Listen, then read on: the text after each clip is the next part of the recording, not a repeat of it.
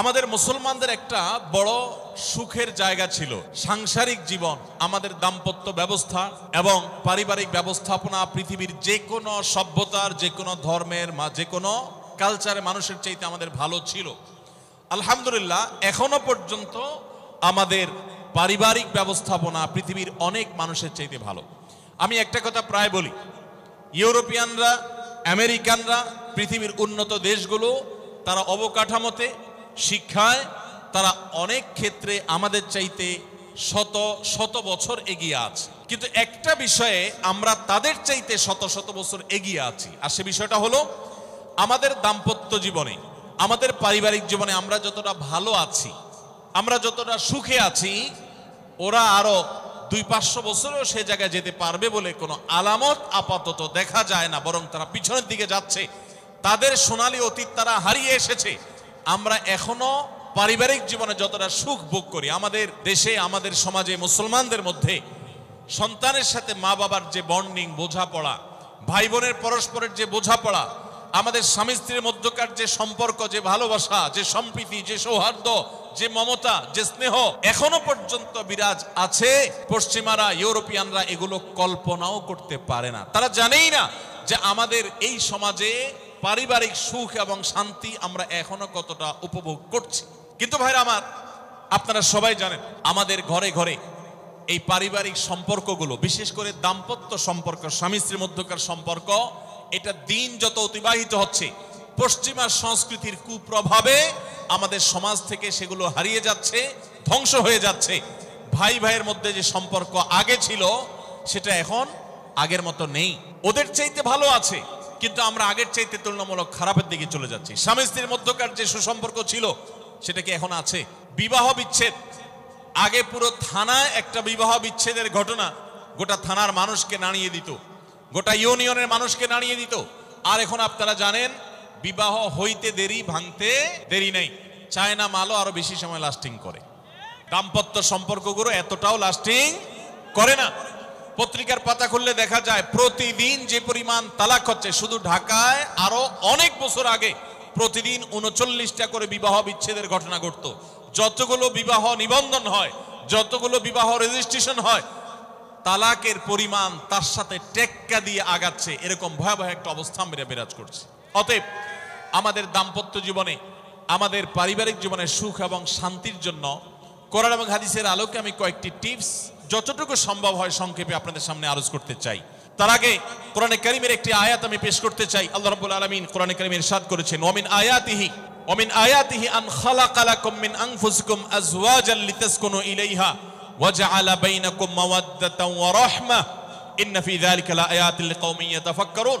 আল্লাহ বলেছেন, তোমাদের পুরুষদের মধ্য থেকেই তোমাদের স্ত্রীগণকে সৃষ্টি করা হয়েছে। এর মানে সকল স্বামী থেকেই সকল স্ত্রী সৃষ্টি হয়নি। এর মানে প্রথম মানুষ আদম আলাইহিস সালাম থেকে প্রথম নারী, প্রথম পুরুষ আদম থেকে প্রথম নারী হাওয়াকে আল্লাহ তাআলা সৃষ্টি করেছেন তার বাম পাজরের হাড় থেকে।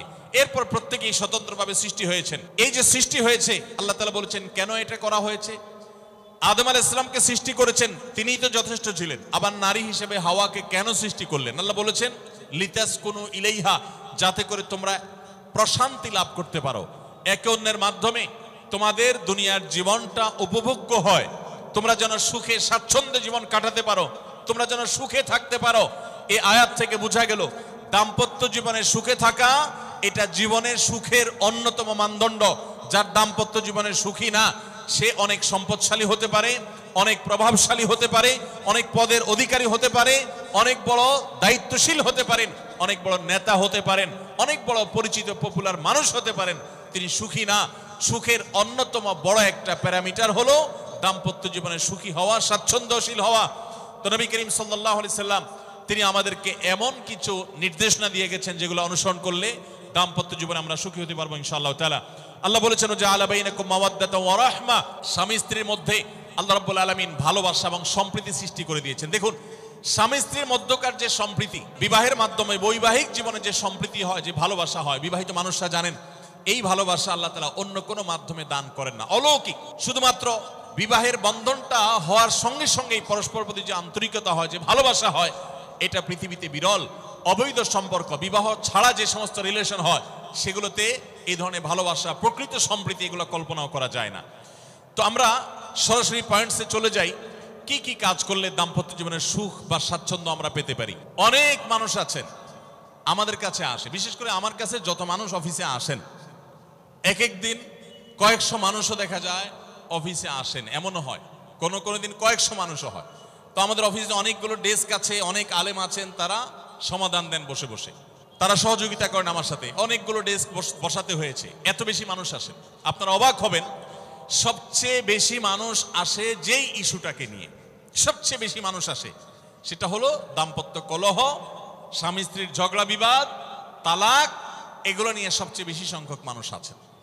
এবং আপনারা আরো অবাক হবেন, গরিব মানুষদের মধ্যে স্বামী স্ত্রীর মধ্যকার দূরত্ব, তাদের মধ্যকার কলহ, দ্বন্দ্ব, ঝগড়া, ফাসাদ, এগুলোর পরিমাণ বা রেশিও যত বেশি, টাকা পয়সা যাদের আছে, সামাজিক অবস্থান যাদের ভালো, আমার অভিজ্ঞতা হলো তাদের মধ্যে দাম্পত্য জীবনে কলহের পরিমাণ তুলনামূলক বেশি।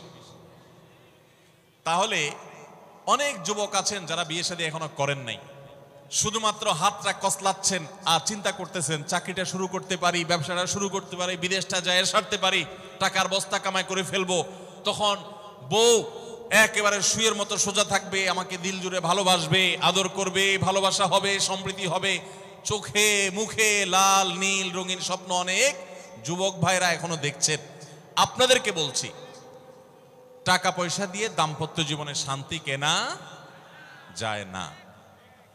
টাকা পয়সা এবং সামাজিক অবস্থান দিয়ে মানুষ সুখী হয় না। আমাদের কাছে অনেক মানুষ এসে চোখের পানি ফেলেন, তাদের সামাজিক অবস্থান অনেক মজবুত, তাদের সামাজিক স্ট্যাটাস কল্পনার অতীত, কিন্তু তারা পারিবারিকভাবে সুখী নন। আমানতদারিতার কারণে তাদের প্রাইভেসি রক্ষা করি আমরা, কখনো ইশারাঙ্গিত আমরা তাদের প্রাইভেসি ভঙ্গ হতে পারে সেভাবে বলি না, কিন্তু আমরা রেশিওটা আপনাদের সামনে পেশ করছি এই জন্য আপনারা যারা হাত কসলাচ্ছেন, যারা বেকার যুবক আছেন, যারা স্টুডেন্ট আছেন, যারা মনে করছেন যে টাকা পয়সা কামাই করে বস্তা ভরি, তারপরে আমি বিয়ে শাদী করে ফেললে সুখের সাগরে হাবুডুবু খাবো, আমি এরকম দেশ বিদেশ ঘুরতে থাকবো, এই রঙিন স্বপ্ন যারা দেখছেন তাদেরকে বলছি, বিশ্বাস করুন, সুখের সাথে এই টাকা পয়সা এবং সামাজিক অবস্থানের সম্পর্ক আপনি যতটা আছে মনে করেন বাস্তবে ততটা নাই। তাহলে কিসের সম্পর্ক? আসুন আমরা সেই জায়গায় চলে যাই। নাম্বার 1, সুখী দাম্পত্য জীবনের জন্য পুরুষ এবং নারী উভয়ের জন্য সর্বপ্রথম এবং প্রধান করণীয় হলো আল্লাহ তাআলার কাছে অনেক আগে থেকে দোয়া করতে থাকা, দরখাস্ত সাবমিট করা যে আল্লাহ, আমার পরিবার, আমার স্ত্রী, আমার অনাগত সন্তান সন্ততি যারা আসবে আমার বংশে, আমার ঘরে, আমার সংসারে, আমার পরিবারে, আল্লাহ আপনি তাদেরকে নেককার, তাদেরকে মুত্তাকিদের ইমাম এবং তাদেরকে এমন মানুষ বানিয়ে দেন যেন তারা চক্ষু শীতলকারী হয়। আপনাদেরকে একটা দোয়া শিখাতে চাই, অনেকে হয়তো জানেন, সূরা ফুরকানের ৭৪ নম্বর আয়াত। সূরার নাম কি বলেছি? ফুরকান। আয়াত নম্বর কত বলেছি? ৭৪।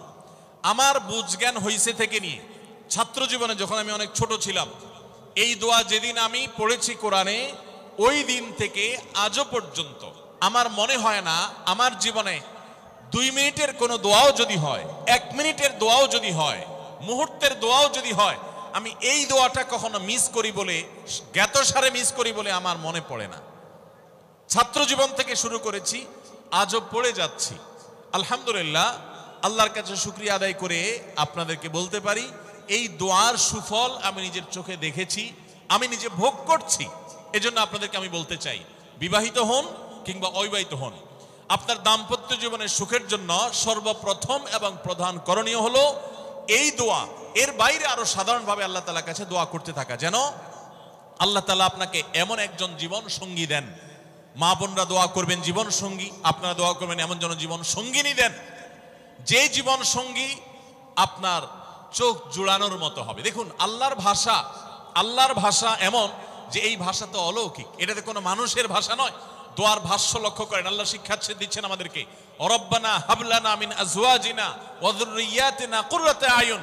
হে আমাদের রব, আমরা আপনার কাছে আপনার কাছে এমন স্ত্রী চাই, এমন সন্তান চাই, এমন পরিবার চাই যেই পরিবারের সদস্য, আমার স্ত্রী, আমার সন্তানরা আমার নয়ন জুড়াবে, আমার চোখ জুড়াবে, এরকম মানুষ চাই। একটু ভাষাটা লক্ষ্য করুন। আমরা সাধারণত দোয়া করলে কি চাই? আমরা এক একটা দিক চাই। ধরুন আপনার স্ত্রী মাশাআল্লাহ অনেক সুন্দরী, অপূর্ব সুন্দরী, তিনি আল্লাহ তাআলা তাকে অনেক রূপ লাবণ্য দিয়েছেন, কিন্তু তার যদি চরিত্রটা খারাপ হয়, তাহলে এই স্ত্রীকে আপনার নয়ন জুড়াবে, চোখ জুড়াবে, চক্ষু শীতলকারী হবে? আপনার স্ত্রীর চরিত্র ভালো, দেখতে শুনতেও মাশাআল্লাহ সুন্দর, কিন্তু পড়ালেখা নেই, বুদ্ধিশুদ্ধি নেই, একটু বেকুব কিসিমের, তাহলে কি আপনার চোখ জুড়াবে? ভালো লাগবে? আপনার স্ত্রী শিক্ষা দীক্ষাও আছে, জ্ঞান গরিমায় মাশাআল্লাহ তিনি ভালো, রিচ, সমৃদ্ধ, আবার চেহারা সুন্দর, আবার তার মধ্যে তার চরিত্রের সমস্যা নেই, কিন্তু সমস্যা কি? সমস্যা ধরুন তার ভিতরে এমন রোগ আছে, শারীরিক রোগ, যেই রোগের কারণে আপনার জন্য সেটা বড় কঠিন পরিস্থিতির মুখোমুখি হতে হয়। ধরেন দুরারোগ্য কোনো ব্যাধি আছে, মরণ ব্যাধি আছে, এমন কোন রোগ আছে যেটার কারণে আপনাকেও সাফার করতে হয়, তাহলে এই স্ত্রী কি আপনার চোখ জোড়াবে? ঠিক একই কথা স্বামীর ক্ষেত্রে প্রযোজ্য, সন্তানের ক্ষেত্রে প্রযোজ্য। আল্লাহ তাআলা এমন একটা শব্দ শিক্ষা দিয়েছেন, দেখুন, আল্লাহর কাছে চাইতেও জানতে হয়। উল্টাপাল্টা দোয়া করলে দোয়া পূরণ হয়ে যাবে, কবুল হয়ে যাবে, কিন্তু আপনার কাজ হবে না। অনেক যুবক আছে আল্লাহর কাছে দোয়া করে, আল্লাহ বেশি না, লাখ 5 টাকা চাই। অনেক যুবক লিখে দেয় আমাদেরকে, হুজুর দোয়া করবেন বেশি না, আমি আল্লাহর কাছে লাখ 5 টাকা চাই। আল্লাহরে টার্গেট দিয়ে দিছি, কত লাগবে? 5 লাখ। কেন? একটা বাইক কিনবে, যুবক মানুষ, রাস্তাঘাটে বাইক ছাড়া চললে ভালো লাগে না, একটা ভালো সেট কিনবে, না হলে ফেসবুক স্ট্যাটাস ভালো করে দেওয়া যায় না, ছবি তুলে দেওয়া যায় না। সাইফুল্লাহ ভাই ছবি তুলে দিতে বলছেন না, মাহফিলের ছবি তোলা যায় না। আর কিছু টাকা দিয়ে ছোটখাটো একটা দোকান কিছু একটা করবে, বিয়ে শাদীর ব্যবস্থা করবে, বাস, বেশি কিছু চাই না। তো আল্লাহ তাআলা 5 লাখ টাকা ধরেন আপনাকে দিয়ে দিল, সাথে একটা রোগও দিয়ে দিল, ওই রোগে খরচ হবে 6 লাখ। তাহলে আপনার এই 5 লাখের কোনো মানে আছে? আপনারা একটা প্রসিদ্ধ ঘটনা অনেকেই শুনেছেন, একটা চুটকি, যে এক যুবক দোয়া করছে, আল্লাহ তোমার কাছে আমি এমন একটা লাইফ চাই, বিশেষ করে বেকার যুবকরা এগুলো বেশি দোয়া করে, আল্লাহ তোমার কাছে এমন একটা লাইফ চাই, বেশি কিছু না, যে লাইফে 2 হাত ভর্তি টাকা থাকবে আর আশপাশে শুধু নারী আর নারী থাকবে, এরকম একটা লাইফ চাই। তো আল্লাহ তাআলা তার দোয়া কবুল করে ফেলছে। দোয়া কবুল করছেন কিভাবে? দোয়া কবুল করে তাকে আল্লাহ তাআলা এমন একটা বাসের কন্ট্রাক্টর বানিয়ে নিছেন, যে বাসটা হলো মহিলা বাস, চারপাশে শুধু নারী আর নারী, সব মানুষের, আর হাত ভর্তি টাকা আর টাকা সব বাস মালিকের। দোয়া কিন্তু কবুল হয়ে গেছে। তো আল্লাহ তাআলার কাছে উল্টাপাল্টা দোয়া করলে কি হয় দেখছেন? দেখুন, দাম্পত্য জীবনে সুখের জন্য দোয়া কিভাবে করতে হবে আল্লাহ শিখিয়ে দিয়েছেন। রব্বানা হাব লানা মিন আজওয়াজিনা ওয়া যুররিয়াতিনা কুররাতা আয়ুন, আল্লাহ আমার পরিবারের সদস্যরা যেন এমন হয় যে তাদেরকে দেখলে আমার নয়ন জুড়িয়ে যাবে। অর্থাৎ নয়ন জোড়াতে হলে সব দিক থেকে পারফেক্ট হতে হবে, সব দিক থেকে ভালো হতে হবে, তখনই তো দিল জুড়াবে। ওয়াজআলনা লিল মুত্তাকিনা ইমামা, আর আমাদের সবাইকে, গোটা পরিবারকে আপনি মুত্তাকিদের ইমাম বানায় দেন, সৎ মানুষ বানায় দেন। কারণ সৎ যদি না হয়, আল্লাহভীরু যদি না হয়, তাহলে কখনো তাদের মাধ্যমে আপনি সুখ শান্তি পেতে পারেন না। তাহলে প্রথম করণীয় দাম্পত্য জীবনের সুখের জন্য, সুখী দাম্পত্যের জন্য আল্লাহর কাছে দোয়া করতে থাকা। সূরা ফুরকানের ৭৪ নম্বর আয়াত, এর পাশাপাশি আরো যত আয়াত আছে, অথবা সাধারণভাবে আপনি আল্লাহর কাছে, আল্লাহ আমি ভালো সঙ্গী যেন পাই, সেজন্য দোয়া করতে থাকবো। আল্লাহ আমাদেরকে তৌফিক দান করুন। নাম্বার 2, জীবন সঙ্গী নির্বাচনের ক্ষেত্রে দিনদারিতাটাকে অগ্রাধিকার দেওয়া, ধার্মিকতাকে অগ্রাধিকার দেওয়া। নবী করিম সাল্লাল্লাহু আলাইহি সাল্লামের প্রসিদ্ধ একটা হাদিস আপনারা অনেকে শুনেছেন, তিনি বলেছেন, তুনকাহুল মারআতু লিআরবা, 4টি জিনিস দেখে সাধারণত মেয়েদেরকে বিয়ে করা হয়, বা মেয়েরা ছেলেদেরকে বিয়ে করে। 4টি জিনিস, সে 4টি জিনিসে একটি হলো লিমালিহা, সাধারণত পয়সা করে দেখে বিয়ে করা হয়। অনেক ছেলে ফেলে আছে দেখবেন, ছেলে ফেলে কি মুরব্বীরাও আছেন অনেকে, যে ছেলে বিয়ে করার জন্য পয়সাওয়ালা বাপের মেয়ে খোঁজে, আছে না নেই? পয়সাওয়ালা বাপের মেয়ে খোঁজে। কত যুবক যে পর্যন্ত চিরকুট লিখে পাঠিয়েছে আমাদের কাছে, যে হুজুর বেকারের জন্য কেউ মেয়ে বিয়ে দিতে চায় না, আবার অনেকে লিখে পাঠিয়েছে, হুজুর সরকারি চাকরি ছাড়া মেয়ের বাবারা মেয়ে দিতে চায় না। আছে না এই সমস্যা? তো নবী সাল্লাল্লাহু আলাইহি সাল্লাম বলেছেন, সম্পদ দেখে অনেকে বিয়ে করে, আবার অনেকে রূপ লাবণ্য চেহারা ছবি দেখে বিয়ে করে, অনেকে সামাজিক অবস্থান প্রতিপত্তি বংশমর্যাদা দেখে বিয়ে করে, আর অনেকে দিনদারিতা ধার্মিকতা দেখে বিয়ে করে। নবী সাল্লাল্লাহু আলাইহি সাল্লাম বলেছেন, ফাজফার বিজাতিদ দ্বীন, তোমরা বিয়ের ক্ষেত্রে এই ধার্মিকতা দেখে বিয়ে করে সেই বিয়ে তোমরা সফল হওয়ার চেষ্টা করবে, কারণ এটাই হলো সুখের মূল চাবিকাঠি। আপনার স্ত্রী, আপনার স্বামী, আপনার জীবন সঙ্গী সঙ্গিনী যদি নেককার হন, আল্লাহভীরু হন, তার যদি কোনো একটা জায়গায় সারেন্ডার করার জায়গা থাকে, তো আপনি নিশ্চিত থাকতে পারেন তাকে নিয়ে আপনি সুখে থাকবেন। আর যদি সে আল্লাহর কাছে নিজেকে সারেন্ডার না করে, আল্লাহর কাছে নিজেকে আত্মসমর্পণ না করে, মুত্তাকি না হয়, আল্লাহভীরু না হয়, তাহলে তাকে দিয়ে আপনি কখনো প্রকৃত সুখ সন্ধান করতে পারবেন না। এজন্য ভাইরা, দাম্পত্য জীবনের সুখের জন্য দ্বিতীয় গুরুত্বপূর্ণ বিষয় হলো জীবন সঙ্গী সঙ্গে নির্বাচন করার ক্ষেত্রে অন্য যাই থাকুক আর না থাকুক ধার্মিকতা আছে কিনা এটা দেখতে হবে। এটা যদি দেখেন তাহলে সেক্ষেত্রে ইনশাআল্লাহ আপনি সুখী হবেন। ধার্মিকতার আবার সংজ্ঞা কি? এখানে মুশকিল হলো, আজকাল মেয়েদের বোরকা পরলেই মনে করা হয় ধার্মিক, ছেলেরা নামাজ পড়তেছে মনে করা হয় ধার্মিক। এইটুকুই শুধু ধার্মিকতার সংজ্ঞা নয়, ধার্মিকতার সবচেয়ে বড় সংজ্ঞা হলো কোরআন এবং হাদিসের সামনে সে নিজেকে আত্মসমর্পণ করে কিনা, সে সারেন্ডার করে কিনা, আল্লাহর নির্দেশ পেয়েছে, রাসূলের নির্দেশ পেয়েছে, আল্লাহর নিষেধাজ্ঞা রয়েছে, সেই জায়গায় সে থেমে যায় আর সে আগে বাড়ে না, নিজেকে সমর্পণ করে দেয়, মাথা নত করে ফেলে। এরকম যদি হয় তাহলে সেই ছেলে নিয়েও সুখী থাকবেন, সেই মেয়ে নিয়েও সুখী থাকবেন। আমি বিশেষ করে মেয়ের বাবারা যারা নিজের মেয়ে বিয়ে দেওয়ার জন্য সরকারি চাকরিজীবী খুঁজেন, পয়সাওয়ালা খুঁজেন, বড় বড় পদে থাকা মানুষগুলোকে খুঁজে বেড়ান, আমি তাদেরকে বলি, আপনার মেয়ের জন্য ফজরের নামাজের সামনের কাতারে থাকা যুবকগুলোকে খুঁজে বের করেন। এই যে যুবকরা চিৎকার করছে সবাই ফজর নামাজ পড়েন, আল্লাহ সব যুবককে ফজর নামাজ জামাতের সাথে পড়ার তৌফিক দান করুন।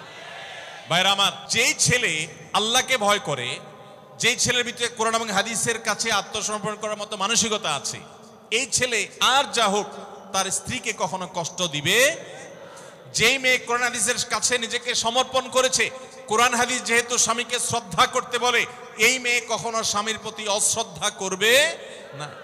অতএব দাম্পত্য জীবনের অনেক গুরুত্বপূর্ণ একটা পয়েন্ট হলো এটা, যে আপনি তার রূপ লাবণ্য, সামাজিক অবস্থান, সম্পদ, পয়সা কড়ি এগুলো দেখেন বা না দেখেন, প্রধান বিবেচ্য বিষয় হবে তার ধার্মিকতা। এটা যদি দেখেন ইনশাআল্লাহ দেখবেন যে আপনি সুখে থাকবেন। আল্লাহ তাআলা আমাদের সবাইকে এই দিকটাকে বিবেচনা করে আমাদের দাম্পত্য জীবনকে গড়ে তোলার তৌফিক দান করুন। তৃতীয় যে পয়েন্টটি বলতে চাই তা হলো, দাম্পত্য জীবনের সুখের মূল মন্ত্র হলো সবর এবং শুকর। আমাদের দেশে সর্বস্তরে, শুধু দাম্পত্য জীবনে না, সব ক্ষেত্রে বেসবরি, ধৈর্যহীনতা, অসহিষ্ণুতা এটা এমন পর্যায়ে চলে গেছে, আপনারা পত্রিকার পাতা খুললেই দেখবেন যে বিয়ে বাড়িতে চিংড়ি মাছ দেওয়া হয়েছে সাইজ একটু ছোট, সেজন্য মারামারি হয়ে শুধু বিয়ে ভাঙছে তা নয়, 2-4 জন মারাও গেছে।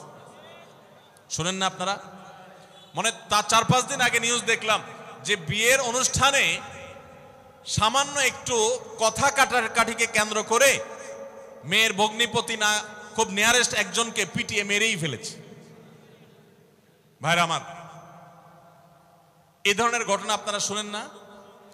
ঘরে ঘরে অসহিষ্ণুতা এবং ধৈর্যহীনতা। আমি একটা কথা প্রায় বলি, আপনারা কি জানেন কিয়ামতের ময়দানে আল্লাহর কাছে বান্দা কোন আমল করলে হিসেব ছাড়া জান্নাতে যাবে? ভাই, আল্লাহর কাছে হিসেব দিয়ে জান্নাতে যাওয়া কি সহজ কাম না কঠিন কাজ? আরে আল্লাহর কাছে তো অনেক দূরের কথা। আপনি যে প্রতিষ্ঠানে চাকরি করেন তার মালিকের কাছে, উপরস্থ বসের কাছে একেবারে পুঙ্খানুপুঙ্খ করে প্রতিটা পয়সার হিসাব দিয়ে একদম সবকিছুতে পারফেক্টনেস প্রমাণ করা, এটাই তো একটা কঠিন কাজ, দুঃসাধ্য কাজ। সেখানে সারা জীবনের হিসাব আল্লাহর কাছে দিয়ে পাই পাই করে তারপর আপনি জান্নাতে যাবেন, বিষয়টা এত সহজ না।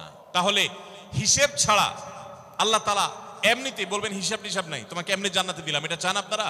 দেখুন কোরআনে কারীম আল্লাহ তাআলা বলছেন, ইন্নামা ইউওয়াফাস সাবিরুনা আজরাহুম বিগাইরি হিসাব। আল্লাহ বিনিময় দেওয়ার ক্ষেত্রে, সওয়াব দেওয়ার ক্ষেত্রে দুনিয়াতে যারা সবরকারী হবে, যারা ধৈর্যশীল হবে, যারা সহিষ্ণু হবে, যারা নিজেকে নিয়ন্ত্রণ করতে পারবে, এই সবরকারীদেরকে আল্লাহ তাআলা হিসেব ছাড়া দিবেন, তাদেরকে সওয়াব দিবেন হিসেব ছাড়া। তাহলে আপনি যখন আপনার কর্মস্থলে থাকবেন আপনাকে ধৈর্য ধারণ করতে হবে। আপনি যখন পাবলিক পরিবহনে উঠবেন আপনার মাথা ঠান্ডা রাখতে হবে। আপনি যখন আপনার বাসা বাড়িতে থাকবেন, আপনার মাথা ঠান্ডা থাকতে হবে। মাথা গরম হয়ে যায় যাদের, হট মেজাজ যারা, কথায় কথায় মাথা গরম হয়ে যায়, ধৈর্যহীন হয়ে যায়, যেখানে সেখানে গন্ডগোল বাধায় দেয়, মারামারি বাধায় দেয়, ধৈর্য সহ্য বলতে কিছু নাই, এই লোকগুলো কিন্তু এই সৌভাগ্যবান মানুষদের কাতারে সামিল হতে পারবে না। ঠিক একইভাবে দাম্পত্য জীবনে সুখী হতে হলে সবর এবং শকর, এই দুইটা মূল মন্ত্রের কোনো বিকল্প পথ খোলা নেই। সেটা স্বামীর জন্য প্রযোজ্য, স্ত্রীর জন্য প্রযোজ্য। স্বামী হিসাবে আপনি স্ত্রীর অনেক অনিয়ম দেখতে পাবেন, অনেক কিছু দেখতে পাবেন, আপনার আকাঙ্ক্ষা, আপনার চাহিদা, প্রত্যাশার বিপরীত, আপনাকে সবর করতে হবে। ভাইরা আমার, আমাদের প্রিয় নবী সাল্লাল্লাহু আলাইহি সাল্লামের দাম্পত্য জীবনে কিন্তু টুনটান সমস্যা হয়েছে। আপনারা মনে করতে পারেন নবী সাল্লাল্লাহু আলাইহি সাল্লামের ঘর, ওনার স্ত্রীগণ সাহাবী, তারা উম্মুল মুমিনিন, আমাদের মা, এত মর্যাদাবান মানুষ তারা, তাদের আবার ঝামেলা হয়েছে। ভাই, দাম্পত্য জীবনে টুকটাক সমস্যা তাদেরও হয়েছে। প্রিয় নবী সাল্লাল্লাহু আলাইহি সাল্লাম নিজে একদিন বাসা ছেড়ে মসজিদে নববীতে এসে মন খারাপ করে বসেছিলেন, তিনি বাসায় যাচ্ছেন না, অভিমান করে। ওমর রাদিয়াল্লাহু তাআলা আনহু বিষয়টা বুঝতে পেরে, তার মেয়ে যেহেতু নবী সাল্লাল্লাহু আলাইহি সাল্লামের স্ত্রী, তিনি সেখানে গিয়ে ভেতরে প্রবেশ করে তার সাথে কথা বলে, তথ্য উদ্ঘাটন করে সেটা মিটমাট করার ব্যবস্থা করেছেন। স্বয়ং নবী করিম সাল্লাল্লাহু আলাইহি সাল্লামের জামাতা, ইসলামের চতুর্থ খলিফা আলী রাদিয়াল্লাহু তাআলা আনহু, তার মতো এত মর্যাদাবান মানুষ, তার ঘরে স্ত্রী হিসাবে আছেন কে? মুহাম্মদ সাল্লাল্লাহু আলাইহি সাল্লামের মেয়ে, জান্নাতে নারীদের সর্দার ফাতিমা রাদিয়াল্লাহু তাআলা আনহা।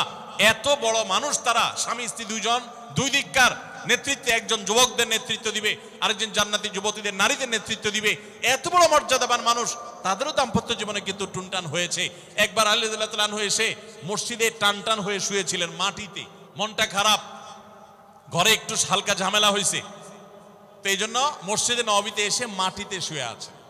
নবী করিম সাল্লাল্লাহু আলাইহি ওয়াসাল্লাম দেখে বুঝতে পেরেছেন, টের পেয়ে গেছেন যে কিছু একটা হয়েছে বাসায়। তখন তিনি জামাইকে ডেকে বললেন, কুমিয়া আবা তুরাব, এ মাটির বাপ, মাটিতে শুয়ে আছেন, এই জন্য রসিকতা করে বললেন, এ মাটির বাপ, উঠো, দাঁড়াও, দেখি কি হয়েছে বলো। ভাইরা আমার, দাম্পত্য জীবনে টুকটাক সমস্যা হবেই হবে। যারা বিয়ে করেন নাই আগে থেকে প্রস্তুত থাকেন, বুকে পিঠে ছালার বস্তা সব বেঁধে রেডি থাকেন। বিশেষ করে সময় যেভাবে গড়াচ্ছে, তাতে করে সামনে থেকে হেলমেট পরেও যাওয়া লাগতে পারে। শুধু যাওয়া না, বাসায় ঢোকার সময় বাইক থেকে নামার পর হেলমেটটা আগে খুলবেন না, আগে যা বুঝবেন পরিস্থিতি কি, তারপর হেলমেট খুলবেন। দাম্পত্য জীবনে টুকটাক সমস্যা হবেই, এটা প্রত্যাশিত। মনে রাখবেন, এই জিনিসটা যদি আপনি আগে থেকে মাথায় রাখেন, তাহলে আপনার কষ্ট অনেকখানি দূর হয়ে যাবে। আমরা অনেকে আকাশ থেকে নেমে পড়ি, কি বলে, এত বড় সাহস, এই কথা বলতে পারে কেন? ভাই আশ্চর্য হচ্ছেন কেন? এর চেয়ে বেশি কথা বলতে পারে, মাথা বাড়ি মারছে, আরে ভাই ছুরি মারে নাই যে শুকর আদায় করে, বুঝেন নাই কথা? একই কথা বোনদের জন্য প্রযোজ্য। আমার মা বোন যারা শুনছেন তাদেরকেও বলছি, আপনার স্বামীর একটা কথা শুনে আপনি আকাশ থেকে নেমে পড়ছেন, আকাশ ভেঙে পড়ছে মাথার উপরে, কি এটা বললো সে, আপনি ডিপ্রেসড হয়ে যাচ্ছেন। আরে বোন, ডিপ্রেসড হচ্ছেন কেন? এটা কেন? আরো শক্ত কথা আপনাকে বলতে পারে, এটা আপনি মাথায় রাখেন। কারণ দিন শেষে তিনি মানুষ, তার ভুল হতে পারে, একটা সময় তিনি তার ভুল বুঝতে পারেন। দাম্পত্য জীবনে যদি স্বামী স্ত্রী উভয়ে যদি ধৈর্যশীল না হয়, সবরকারী না হয়, হুটহাট রিয়াকশন করে ফেলে, কখনো দাম্পত্য জীবনে সুখী হওয়া সম্ভব নয়। মনে রাখতে হবে, একসাথে থাকতে গেলে, দুইটা পাতিল একসাথে থাকতে গেলে টুনটান লাগে না, বাধে হয় না?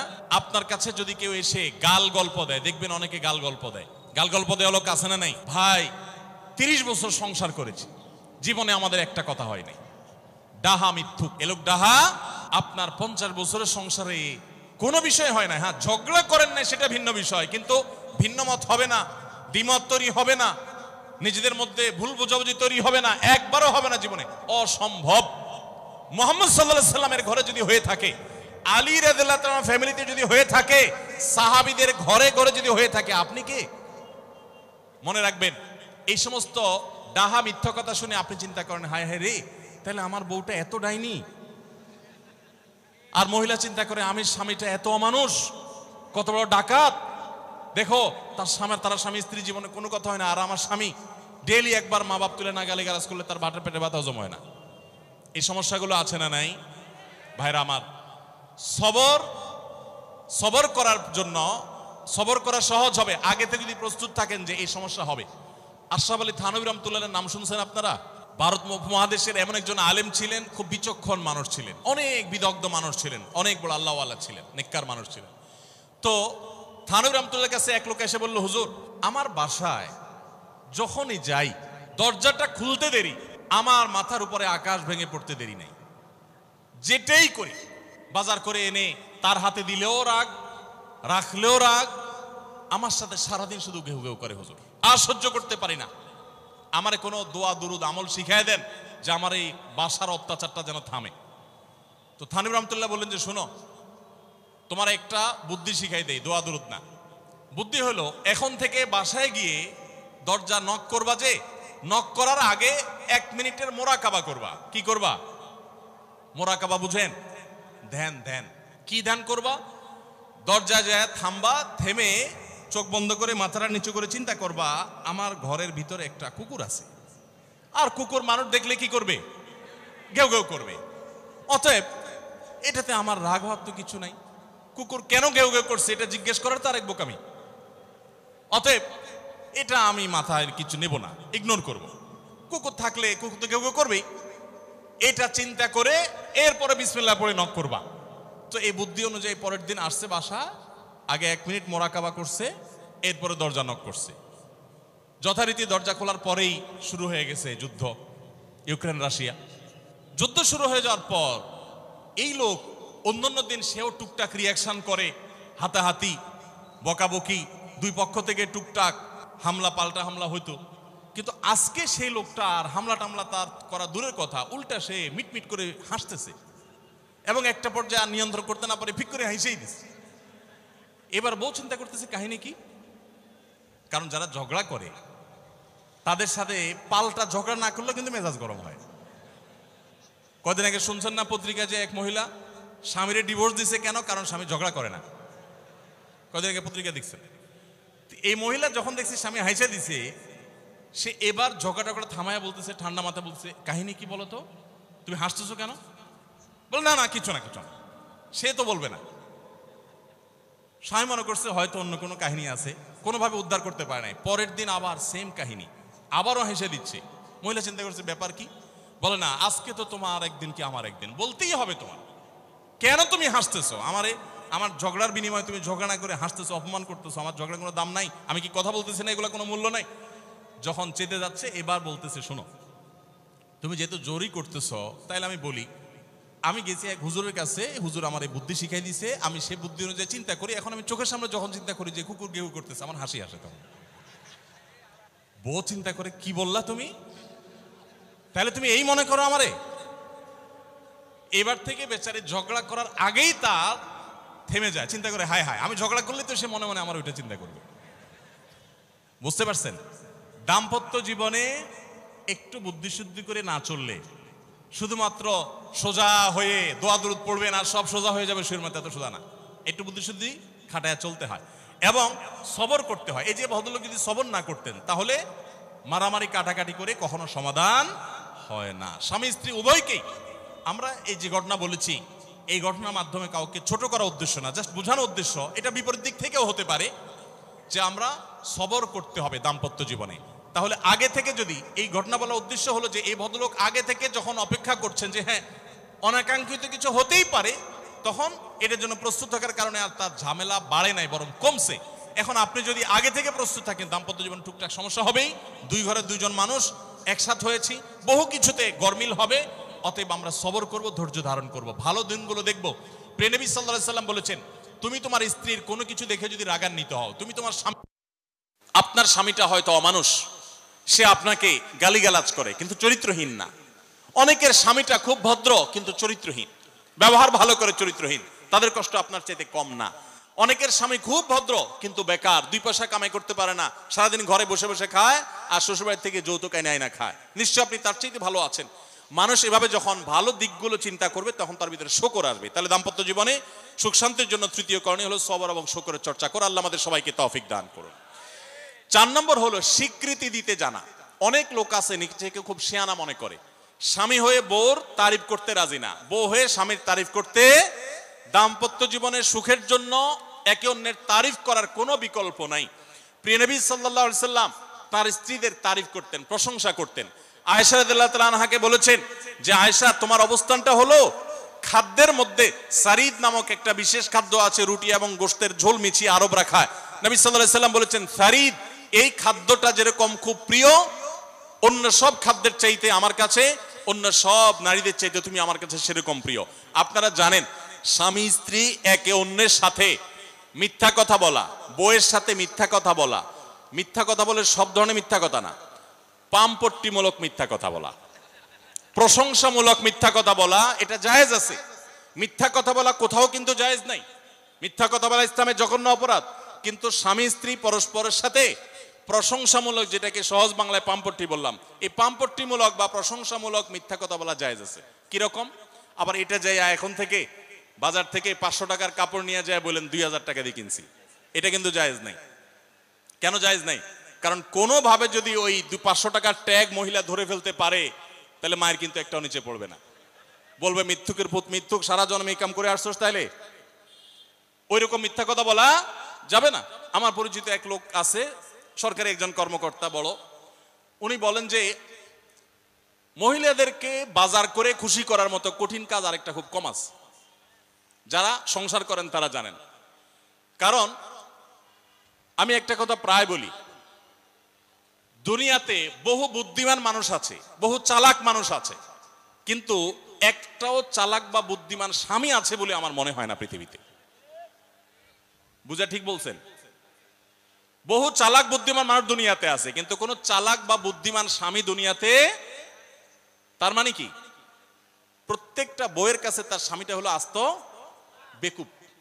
যত বড় শিক্ষিত হোক, যত বড় রাজনীতিবিদ হোক, যত বড় মাথাওয়ালা হোক, যত বড় শেয়ানা হোক, যত বড় ব্যবসায়ী হোক, বউয়ের কাছে বউগুলা, সব বউরা, মহিলারা মনে করে কি এ বেটা বেকুব। ম্যাক্সিমাম ক্ষেত্রে এটার ভিতরে আলাদা একটা আনন্দ আছে। বউয়ের কাছে বেশি শেয়ানা সাজার ভিতরে বেশি আনন্দ নাই। পরিবারের কাছে বেশি শেয়ানামি করতে হয় না, সেখানে বোকা সাজার ভিতরে একটা আনন্দ আছে।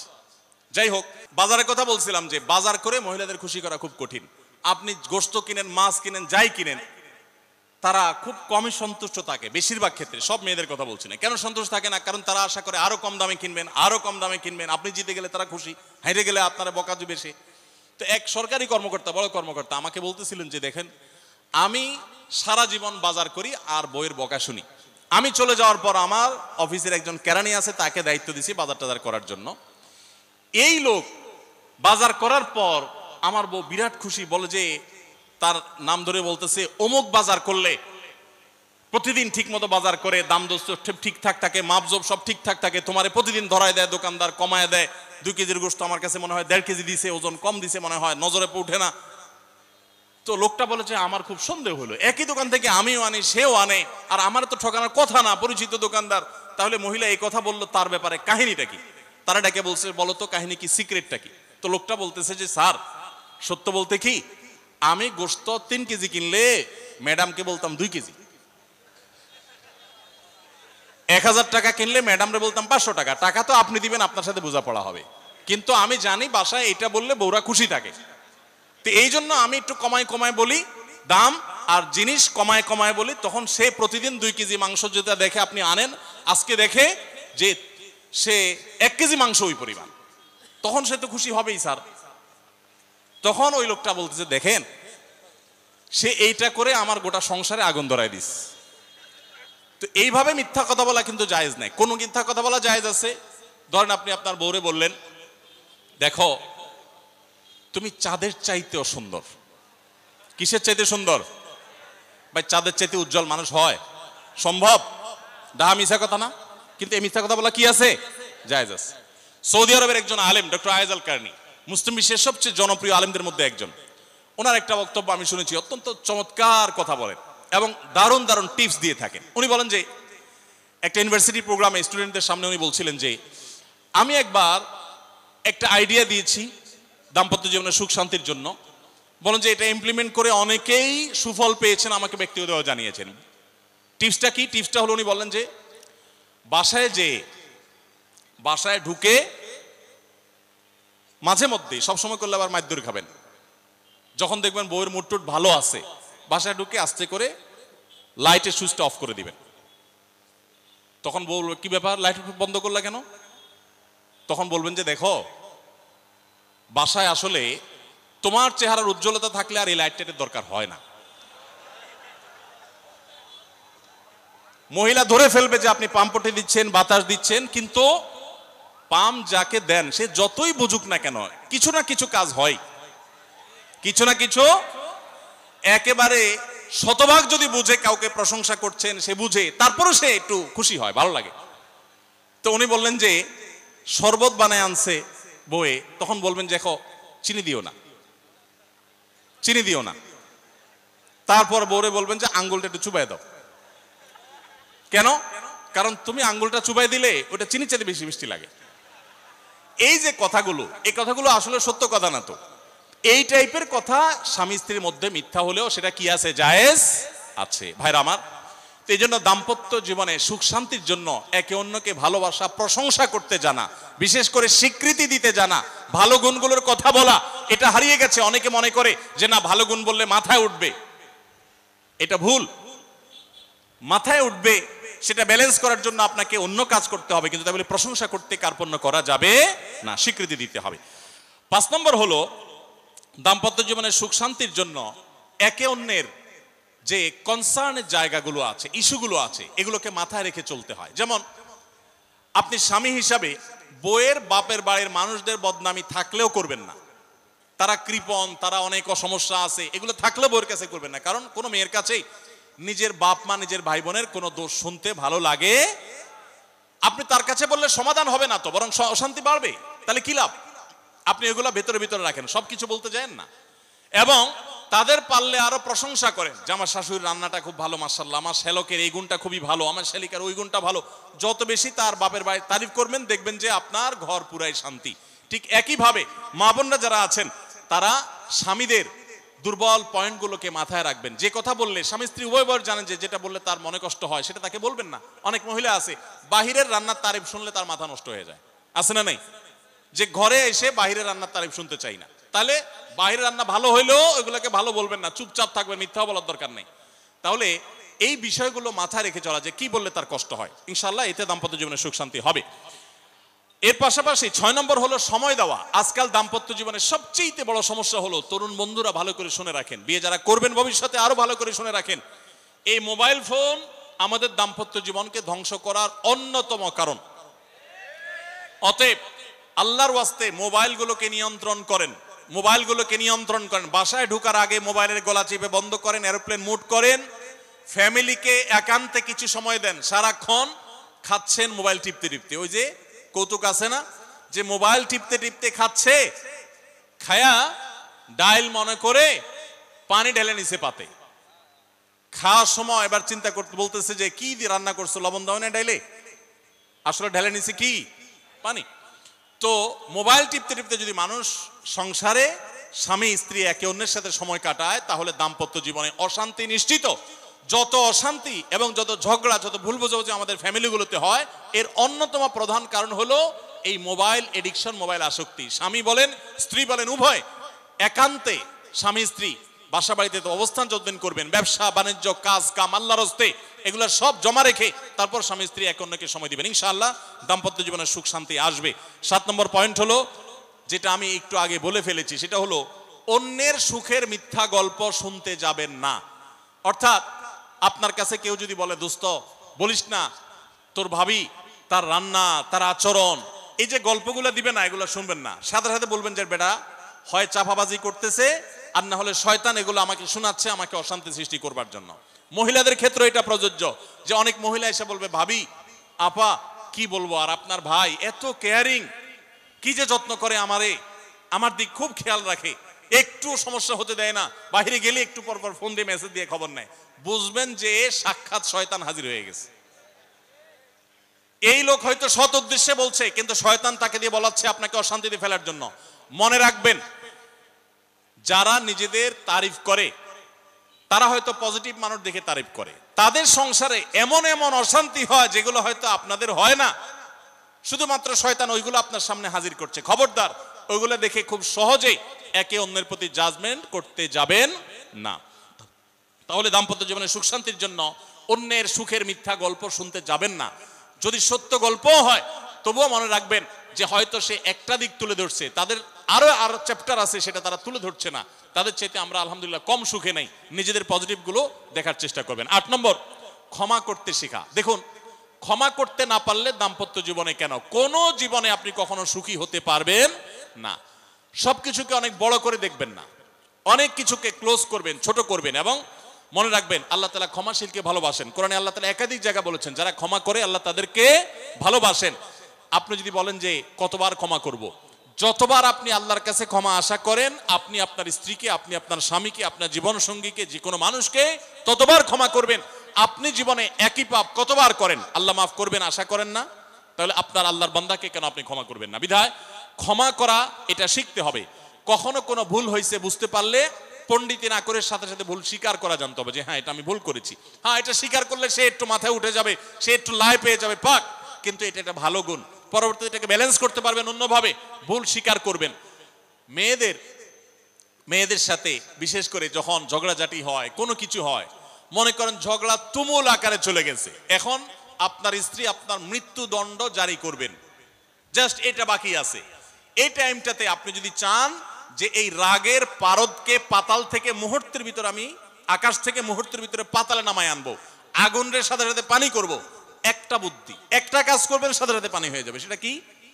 এতক্ষণ যা তর্ক করছেন, এখন বলেন যে আসলে তুমি ঠিক বলছো, আমারটা ভুল, ব্যাস দেখবেন যে আগুন পানি হয়ে গেছে সাথে সাথে। তো ভুল স্বীকার করতে পারে, এটা শুধু স্বামীরা না, স্ত্রীদের ক্ষেত্রে একই কথা প্রযোজ্য। এটা অনেক বড় একটা গুণ, বিশেষ করে ক্ষমা করতে পারা। ক্ষমা করতে যারা পারে না, তাদেরকে আল্লাহ ভালোবাসেন না। আল্লাহ তাআলা বলেছেন যে আল্লাহ তাআলা ক্ষমাশীল মানুষদেরকে ভালোবাসেন, বিধায় আমরা ক্ষমা করতে শিখবো ইনশাআল্লাহ। 9 নম্বর হলো, শয়তান যে সমস্ত জায়গাতে ধোঁকা দেয়, এই জায়গাগুলোকে ক্লিয়ার রাখা। যেমন একটা পয়েন্ট বলি, স্বামী স্ত্রীর মধ্যে কিছু কিছু জিনিস প্রাইভেট থাকতে পারে। আপনার স্ত্রী আপনার শ্বশুর বাড়িতে ফোনে কথা বলেছে, কি বলেছে, আম্মা তোমার সাথে কি বলেছে, তোমার আব্বা কি বলেছে, তোমার ভাই কি বলেছে, ব্যক্তিগত বিষয়গুলো খুব বেশি খোঁচাখুচি করে জানতে যাবেন না। এগুলো জানতে গেলে অশান্তি হবে। এবং অনেক সময় দেখা যেতে পারে কোনো কিছু দেখে আপনার সন্দেহ হয়েছে, তাহলে এটা পেটের ভিতর রাখবেন না। আবার খারাপভাবে উপস্থাপন না করে সুন্দরভাবে উপস্থাপন করুন যে আমার কাছে এরকম মনে হয়েছে, তাতে সাময়িক ঝগড়া হোক, কিন্তু আপনি ক্লিয়ার হয়ে যাবেন এবং নিজেদের মধ্যে কোনো ঝামেলা থাকবে না। শয়তান বিশেষ করে ওয়াসওয়াসা, কুমন্ত্রণা, সন্দেহের রোগ দিয়া দাম্পত্য জীবনে সবচেয়ে বেশি অশান্তি তৈরি করে। এই জন্য সন্দেহকে কোনো স্থান দিবেন না। যখনই সন্দেহ আসবে বুঝবেন যে শয়তান এটা সৃষ্টি করছে। সর্বশেষ 10 নম্বর হলো, শাসন করার যদি কখনো দরকার হয়, স্বামী হোক আর স্ত্রী হোক বা সাধারণ মানুষের ক্ষেত্রে এটা প্রযোজ্য, রাগের মাথায় কখনো শাসন করবেন না। শাসন করতে হলে মাথা গরম হয়ে গেছে, একটু সবর করবেন, ঠান্ডা মাথায়, শীতল মাথায় তারপরে শাসন করবেন। যখন রাগ উঠছে তখন কিছু বলতে যাবেন না। আপনার রাগ উঠছে আজকে, আপনি নিয়ত করেন আগামী 24 ঘন্টা পর এটার আমি বিচার করব, একটা বিহিত করব, এটার আমি কিছু একটা করে ছাড়বো। 24 ঘন্টা টাইম নেন, ইনশাআল্লাহ আপনি নিশ্চিত থাকেন 24 ঘন্টা পর যদি আপনি এটা নিয়ে বসেন, তাহলে আপনার এই বসাটা অনেক বেশি হবে ন্যায়সঙ্গত। এটাতে কোনো প্রকার সীমালঙ্ঘন থাকবে না, রাগের চোটে অন্যায় আচরণ হবে না, জুলুম হবে না, বাড়াবাড়ি হবে না, যথাযথ শাসন হবে। যে কোনো মানুষের ক্ষেত্রে এটা প্রযোজ্য। আপনার একটা ছেলে এমন কোন অন্যায় কাজ করছে, আপনি এখন তাকে মাথা হট হয়ে গেছে, এখন শাসন করতে গেলে জুলুম হয়ে যেতে পারে, একটু সবর করেন, সময় নেন, দেখবেন রাগটা প্রশমিত হয়ে লেভেলে চলে আসছে। এরপর যদি শাসন করেন দেখবেন জুলুম হবে না। তো স্বামী স্ত্রী উভয়ের ক্ষেত্রে একই কথা প্রযোজ্য। ঝগড়া যখন করতে মন চায়, মেজাজ যখন গরম হয়, তখন না করে একটু পরে করেন। আমি সৌদি আরবে প্রবাসে যখন ছিলাম, আমি দেখেছি অনেক বাংলাদেশি ভাইয়েরা, তখন নেটের এত বেশি প্রচলন ছিল না, তারা মোবাইলে একটার পর একটা কার্ড রিচার্জ করতো 50 রিয়াল 100 রিয়াল দিয়া। কেন? শুধুমাত্র বউয়ের সাথে ঝগড়া করার জন্য। কিসের জন্য? কারণ কথা বলতেছে, মনে করেন কোন একটা বিষয় নিয়ে তুমুল বিশ্বযুদ্ধ বেঁধে গেছে দুজনের, এখন এই পাশ থেকে ওই পাশ থেকে কথা চালাচালি, ঝগড়াঝাটি চলতেছে, চিল্লানি চেঁচামেচি, হঠাৎ করে লাইন কেটে গেছে, ব্যালেন্স শেষ, দৌড় দিয়ে চলে গেছে দোকানে, এই তাড়াতাড়ি একটা কার্ড দেন ভাই, তাড়াতাড়ি রিচার্জ করতেছে। কেন? তাকে এখন কি করতে হবে? অসমাপ্ত ঝগড়ার সেকেন্ড ইনিংস শেষ করতে হবে।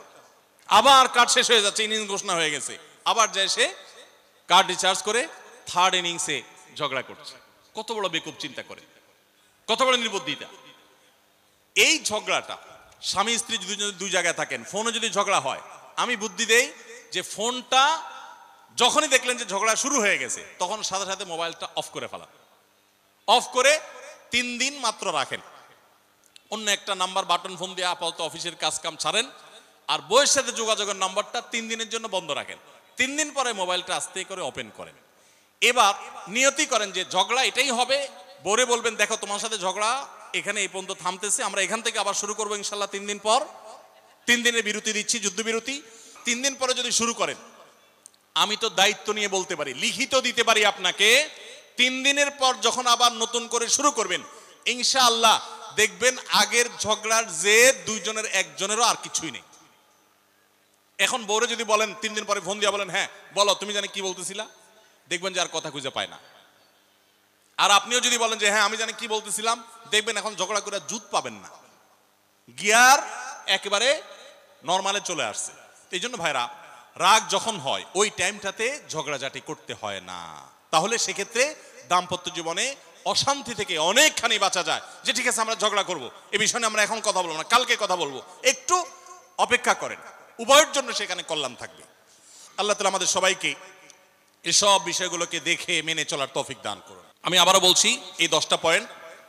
নাম্বার 1, দাম্পত্য জীবনের সুখ শান্তির জন্য আল্লাহ তাআলার কাছে অনবরত সূরা ফুরকানের 74 নম্বর আয়াতে যে দোয়াটা আছে, রব্বানা হাব লানা মিন আজওয়াজিনা ওয়া যুররিয়াতিনা কুররাতা আয়ুন ওয়াজআলনা লিল মুত্তাকিনা ইমামা, এই দোয়া এছাড়া সাধারণভাবে আল্লাহর কাছে দোয়া করতে থাকে, আল্লাহ জীবনে যেন সঙ্গী হিসেবে যাকে পাবো সে যেন আল্লাহ ভীরু হয়, মুত্তাকি হয়, ভালো মানুষ হয়। এরপরও যদি খারাপ মানুষ পড়ে যায় তো মনে রাখবেন ফেরাউনকে আল্লাহ তাআলা আসিয়ার মতো নেককার মানুষ দিয়েছেন, আসিয়ার মতো নেককার মানুষের কাছে ফেরাউনের মতো অত্যাচারী স্বামী দিয়েছেন। আবার আল্লাহ তাআলা নূহ আলাইহিস সালামের মতো মানুষকে, লূত আলাইহিস সালামের মতো মানুষকে তাদের অবাধ্য এবং আল্লাহর প্রতি ঈমান আনে নাই এমন নারী, এমন স্ত্রী দিয়েছেন। অতএব পরীক্ষা হিসাবে নেবেন, কিন্তু দোয়া করতে থাকবেন। নাম্বার 1 হলো দোয়া করতে থাকা। 2 নম্বর হলো জীবন সঙ্গী নির্বাচনের ক্ষেত্রে ধার্মিকতাকে সবকিছুর উপরে প্রাধান্য দিবেন। ধার্মিকতা থাকলে বাকি সবকিছুতে কম্প্রোমাইজ করবেন, এক্ষেত্রে কম্প্রোমাইজ করবেন না। অনেকে বলে, মেয়ে যদি বলে না ধার্মিক ছেলে ছাড়া আমি বিয়ে বসবো না, তো বাপ মা বা অন্য অনেকে বুঝায় যে না তুমি একটু কম্প্রোমাইজ করো, ছেলেকে পরে নামাজি বানাই নিও, ছেলের টাকা পয়সা আছে এটা ঠিক রাখো, নামাজি পরে বানাই নিও। সব সময় রেডিমেড পাইলে আপনি আর বানাতে যাবেন কেন? আগে দিনদারিতা দেখবেন, টাকা পয়সাওয়ালা বানাই নেওয়া যাবে, অন্য কিছু বানাই নেওয়া যাবে, কিন্তু দিনদারিতা সবকিছুর উপরে যেন থাকে। 3 নম্বর হলো সবর এবং শুকর। স্বামী স্ত্রী উভয়কে এটা যদি চূড়ান্তভাবে অবলম্বন না করে দাম্পত্য জীবনে শান্তি সম্ভব না। 4 নম্বর হলো একে অন্যের ভালো কাজগুলো স্বীকৃতি দিতে জানতে হবে এবং প্রশংসা করতে জানতে হবে। এটা অনেক বড় একটা গুণ স্বামী স্ত্রীর, পরস্পরের প্রশংসা করতে পারা। এবং প্রশংসা করাটা একটা ভালো গুণ স্বামী স্ত্রীর। প্রশংসা করতে গিয়ে মিথ্যা বললে, বাড়িয়ে বললেও সেটা গুনাহ হবে না, স্বামী স্ত্রীর ক্ষেত্রে শুধুমাত্র এটা স্পেশাল। আর 5 নম্বর হলো স্বামী স্ত্রী পরস্পরের দুর্বল জায়গাগুলোতে আঘাত করা যাবে না। যে জিনিসটা কথা বললে তিনি মনে কষ্ট পান ওইটা তাকে বলা যাবে না, ওইগুলো থেকে এড়িয়ে চলতে হবে। যে এই বিষয়ে তিনি কথা বলতে চান না, স্বামী তার মায়ের বিষয়ে যদি বলে রাগ হয়ে যায় তাহলে বিষয়ে আমি কোনো কথা বলবো না, ভুল থাকলেও সেগুলো দেখেও না দেখার ভান করব, সবর করব। আর 6 নম্বর হলো স্বামী স্ত্রী একে অন্যকে সময় দিবেন। সময় যদি দেন, এখন মহিলারাও সময় দেয় না, পুরুষরাও সময় দেয় না, এই জন্যই ভুল বোঝাবুঝি তৈরি হয়, দূরত্ব তৈরি হয়। এখন ভালোবাসা আদান প্রদান করার জন্য SMS, হোয়াটসঅ্যাপ, মেসেঞ্জার, বিভিন্ন রকমের যোগাযোগের মাধ্যম আছে, ফোন আছে, ভিডিও কল আছে। এত মাধ্যম থাকা সত্ত্বেও ভালোবাসা কম। এর অন্যতম কারণ হলো যে সব কিছু এখন অনলাইন করে ফেলছি আমরা, একান্তে একে অন্যকে আমরা সময় দেই না। সময় দেওয়াটা হলো একটা বড় কাজ। 7 নম্বর হলো অন্যের সুখ শান্তিতে আছে, তাদের ঝগড়াঝাটি হয় না, তারা একে অন্যের প্রতি খুব কেয়ারি। এই সমস্ত গল্প শুনে, মিথ্যা গল্প কিংবা সত্য গল্প শুনে প্রতারিত হতে যাবেন না। মনে রাখবেন আপনি তার চাইতে অনেক দিক থেকে সুখে আছেন, সেটা হয়তো আপনার মাথায় আসছেন, আপনি খুঁজে বের করেন, নিশ্চয়ই অনেক সুখের পয়েন্ট আল্লাহ আপনাকে দিয়ে রেখেছেন। আর 8 নম্বর হলো একে অন্যকে ক্ষমা করতে জানতে হবে, কোনো কিছু ভুল হলে স্বীকার করতে জানতে হবে। 9 নম্বর হলো একে অন্যের প্রতি সংশয় করা, সন্দেহ করা রোগ থেকে বেঁচে থাকতে হবে। সন্দেহ করা খুবই খারাপ জিনিস এবং সন্দেহের সূত্র তৈরি হতে পারে, সেই পথগুলো বন্ধ করে ফেলতে হবে। আর 10 নম্বর হলো যদি একে অন্যের কোনো ভুল সংশোধন করতেও হয় রাগের মাথায় সেটা করা যাবে না, বরং ঠান্ডা মাথায় করতে হবে। ঠান্ডা মাথায় যখন একটু ফ্রেশ হবেন, নরমাল হবেন, তারপরে করতে হবে ইনশাআল্লাহ, তাহলে ব্যালেন্স হবে এবং জুলুম হবে না। আল্লাহ তাআলা আমাদের সবাইকে সুখী দাম্পত্য জীবন নসিব করুন, বলুন আমিন। আমাদের দাম্পত্য জীবনের সুখ শান্তির উপরে আমাদের জান্নাত অনেকখানি নির্ভর, আমাদের জাহান্নাম থেকে মুক্তি অনেকখানি নির্ভর।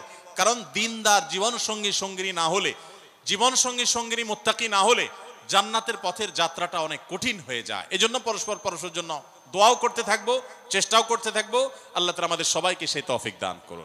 জাযাকুমুল্লাহ খাইরা ওয়া আখিরু দাওয়ানা আলহামদুলিল্লাহি রাব্বিল আলামিন। আস-সুন্নাহ ফাউন্ডেশন, উম্মার স্বার্থে সুন্নাহর সাথে।